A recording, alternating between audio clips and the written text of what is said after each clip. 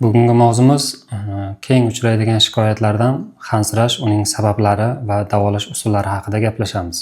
Hansirashni bemorlar o'zlaridagi mavjud shikoyatni har xil holatda tavsiflashadi. Ba'zi bemorlar ozroq tezroq yurganimda yoki bir etaj, ikki etaj tepaga ko'tarilsam yoki 5 kilo, 10 kilo yuk olib yursam hansirab qolaman deyishadi. Ba'zi bemorlar esa oldin bajaradigan vazifalarni endi bajarsam havo yetmay qolyapti degan shikoyatlar bildiradi. Yana bir toifadagi bemorlarda esa boshimni pastroq qilib yotsam yoki tekis qilib yotsam bo'g'zimga nafasim tiqilib keladi, o'rnimdan turib ketishga yoki o'tirib olishga majbur bo'laman deyishadi. Mana shu hansirash organizmda biz uchun bezarar bo'lib tuyuladigan holatlardan tortib, juda og'ir inson hayot sifatini og'irlashtiradigan, nogironlikka olib keladigan darajadagi kasalliklar asorati bo'lib hisoblanadi. Shuning uchun hansirash kuzatilganda albatta uning sabablariga aniqlik kiritib olish zarur bo'ladi. Hansirash bu mustaqil kasallik emas, balki boshqa kasalliklar hisobiga rivojlanadigan asorat hisoblanadi. Shuning uchun hansirashni davolashda asosiy kasallikni davolash zarur bo'ladi. Endi eng ko'p uchraydigan hansirash sabablari haqida gaplashamiz. Demak, birinchisi bu surunkali yurak yetishmovchiligi. Ma'lumki, yurak butun organizmda qonni aylanishini ta'minlaydigan a'zo bo'lib, nasos funksiyasini bajaradi.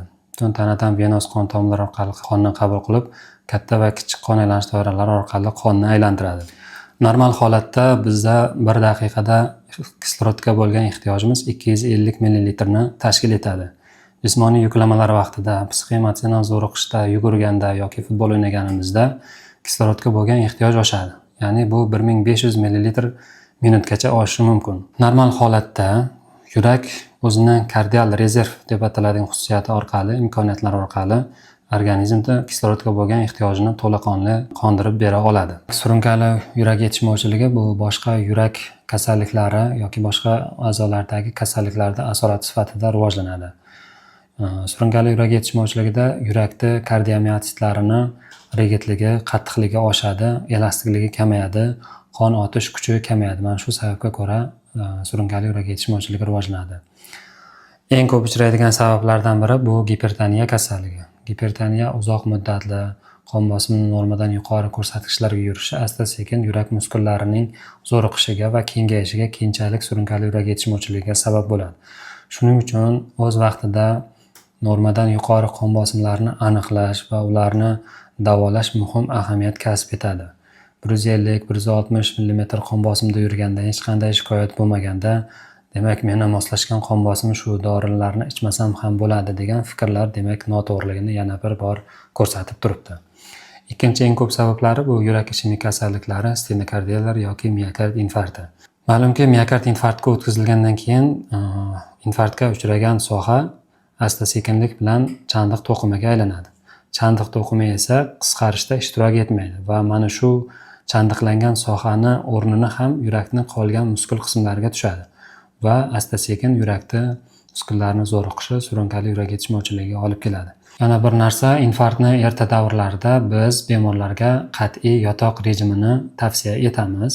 Bemorlarda maksimal miqdorda jismoniy yuklamalardan o'zlarini saqlashlari kerak bo'ladi.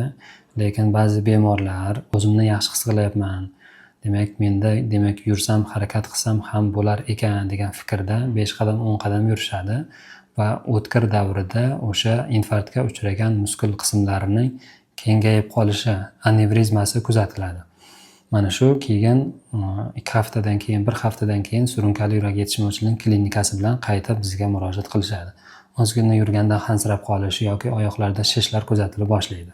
Mana shu holatdan saqlanish uchun demak miokard infarkti o'tkazilgan erta davrlarda, dastlabki 10 kunlarda maksimal harakatdan cheklanish, qat'iy yotoq rejimini saqlash kerak bo'ladi.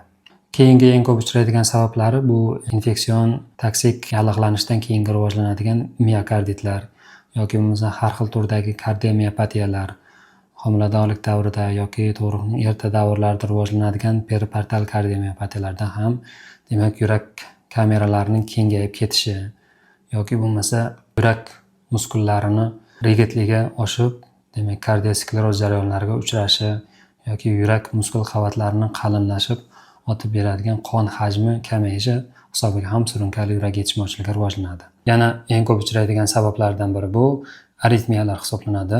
Eng ko'p surunkali yurak yetishmovchiligiga sabab bo'ladigan aritmiya turi bu bo'lmachilar fibrillatsiyasi, mersatilniy aritmiya. Ushbu aritmiyani paroksizmal, o'tib ketuvchi va doimiy turlari farqlanadi. Buni o'tib ketuvchi paroksizmal formalarini erta aniqlash va davolashni o'z vaqtida yo'lga qo'yish keyinchalik surunkali yurak yetishmovchiligini oldini olishda muhim ahamiyat kasb etadi.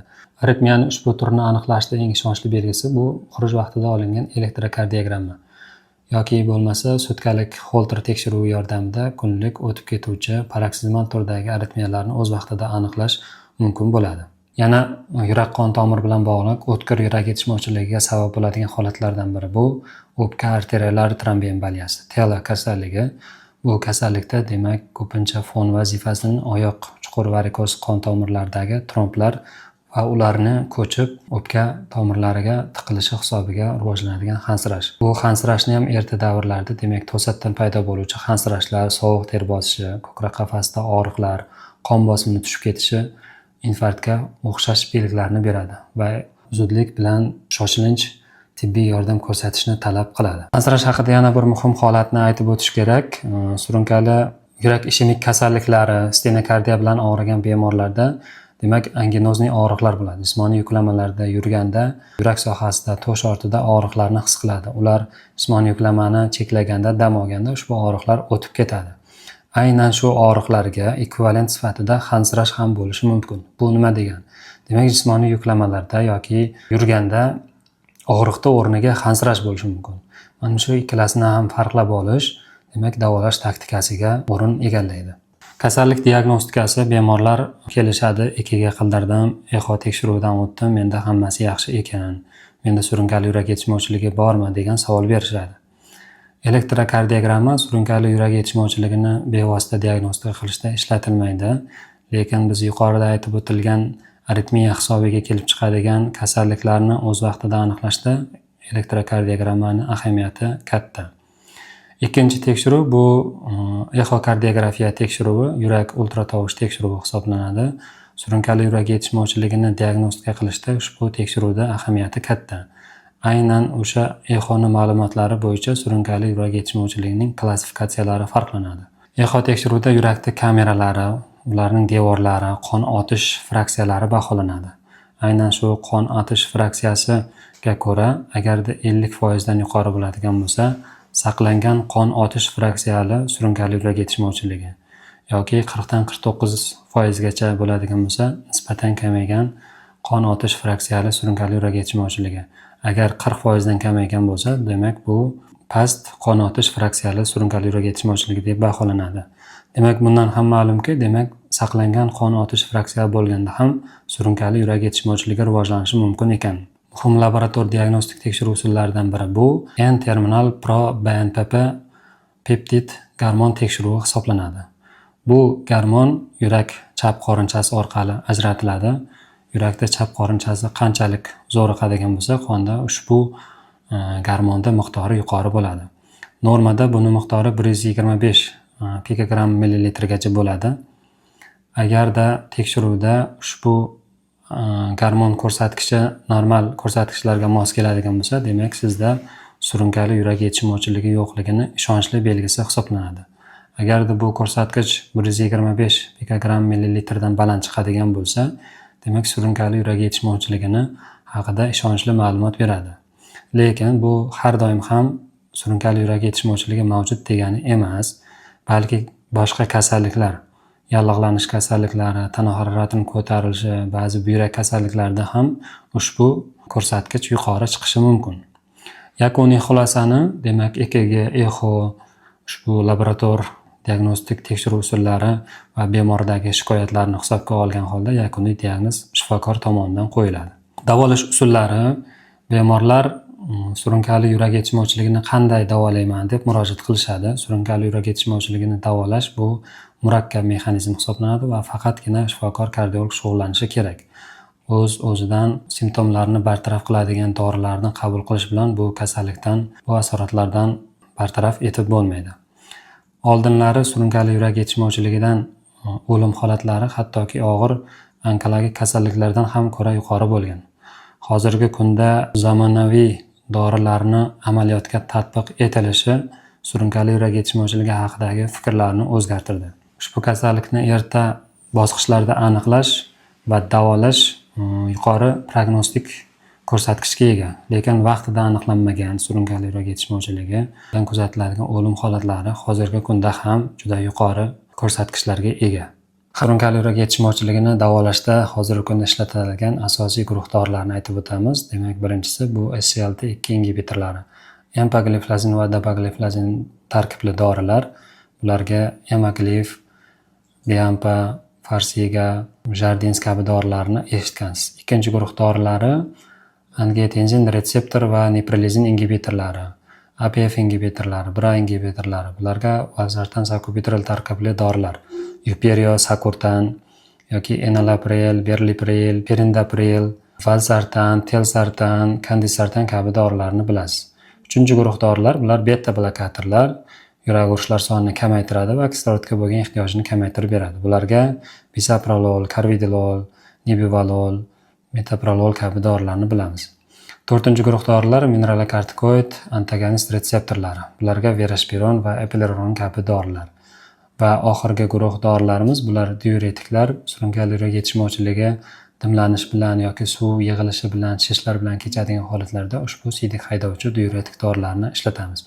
Bularga furosemid, tarasemid kabi dorilarni bilasiz. Ushbu aytib o'tilgan dorilar surunkali yurak yetishmovchiligini nafaqat simptomlarini yo'qotish bilan emas, balki a'zolaridagi organik o'zgarishlarni bartaraf etish, kasallikni patogenetik davolashda ahamiyatga ega bo'ladi. Surunkali yurak yetishmovchiligini davolashning yana bir qismi bu xirurgik davolash usullari hisoblanadi. Bunda yurak koronar tomirlarini stentlash amaliyotlari, yurak tomirlarini shuntlash amaliyotlari yoki serdechniya resinxroniziruющая terapiya, SRT terapiyalar yoki surunkali yurak yetishmovchiligida xavfli aritmiyalarni oldini olishga qaratilgan implantatsiya, kardioverter defibrillator kabi davolash usullari ham tatbiq etilgan. So'nggi yillarda yurak transplantatsiyasiga oid ma'lumotlar ham kengayib bormoqda. Nafas yetishmovchiligi hansirashga olib keladigan ikkinchi eng ko'p uchraydigan kasalliklar bu o'pka kasalliklari, o'pkani o'tkir va surunkali kasalliklari. O'tkir kasalliklarga pnevmoniya, o'tkir bronxit vaqtida kuzatiladigan hansirashlar, havo yetishmaslik hissi. Bunda o'pka to'qimasining yallig'lanishi, yallig'langan qismni havo almashinuvida ishtirok etmasligi nafas olish maydonining kamayishiga va hansirash paydo bo'lishiga olib keladi. O'pkaning surunkali kasalliklariga, demak, bronxialniy astma, o'pkaning surunkali obstruktiv kasalliklari, Hobl kasalliklari kiradi. Demak, o'pkaning ushbu o'tkir va surunkali kasalliklarini davolash bilan mutaxassis pulmonolog shug'ullanadi. Hozirgi kunda bronxial astma va o'pkaning surunkali obstruktiv kasalliklarini davolashda ishlatilayotgan ingalyatsion GKSlar, qisqa va uzoq ta'sir etuvchi beta agonistlar, uzoq ta'sir etuvchi antixolinergik preparatlar ishlatilmoqda. Bularda biz amaliyotda ko'p uchraydigan turlari, demak, Peridual, Foster, Erflucel, Farspiro, Trilegy, Ellipta kabi dorilarni bilamiz. Shuningdek, Leukotriene ingibitorlari, Mantulukas dorilari, yana oxirgi yillarda keng ishlatilayotgan gen injener biologik preparatlar, Amalizumab, Dupilumab, Reslizumab kabi dorilar amaliyotda keng qo'llanilmoqda. Hansirashga sabab bo'ladigan uchinchi eng ko'p uchraydigan kasalliklardan biri bu kamqonlik hisoblanadi. Bizga ma'lumki, qonda gemoglobin moddasi o'zi bilan kislorodni tashishda ishtirok etadi. Bu esa eritrotsit qizilqon hujayralarida saqlanadi. Agarda gemoglobin miqdori kamayadigan bo'lsa, organizmda kislorodga bo'lgan ehtiyojni to'liq qondira olmaydi va bu hansirash, havo yetishmaslik hissini chaqiradi. Kamqonlikni turlarini aniqlash, laboratoriya tekshiruvlardan o'tkazish va temir taqchili yetishmovchiligi, folat kislotasi yoki vitamin B12 yetishmovchiligi, kamqonlik turlarini aniqlash va shunga yo'naltirilgan davo muolajalarini olish ushbu hansirashdan qutulishga sabab bo'ladi. Hansirashga sabab bo'ladigan yana alohida guruh bu homiladorlik hisoblanadi. Homiladorlikning so'nggi oylarida homila hajmining kattalashishi, qorin bo'shlig'i a'zolarining yuqoriga siljishi, diafragmani siqilishi hisobiga ham hansirash, havo yetishmaslik hissi rivojlanishi mumkin. Homiladorlik davrida tekshirilgan elektrokardiogramma, yurak o'zi tekshiruvlari, umumiy qon analizlarida buzilishlar aniqlanmasa, demak, buni jiddiy qabul qilish kerak emas, o'tib ketadigan holat hisoblanadi. Hansirashga va havo yetishmasligiga olib keladigan yana bir toifa bu semizlik, ortiqcha tana vazniga ega bo'lish, kam harakatlilik va chekish hisoblanadi. Ushbu holatda nafas yetishmovchiligini bartaraf etish uchun yagona yo'li albatta semizlikni bartaraf etish, chekishni tashlash va harakat orqali organizmni chiniqtirish orqali erishiladi. Agar sizda ham hansirash va havo yetishmasligiga oid shikoyatlar bo'lsa, albatta mutaxassis shifokorga murojaat qiling.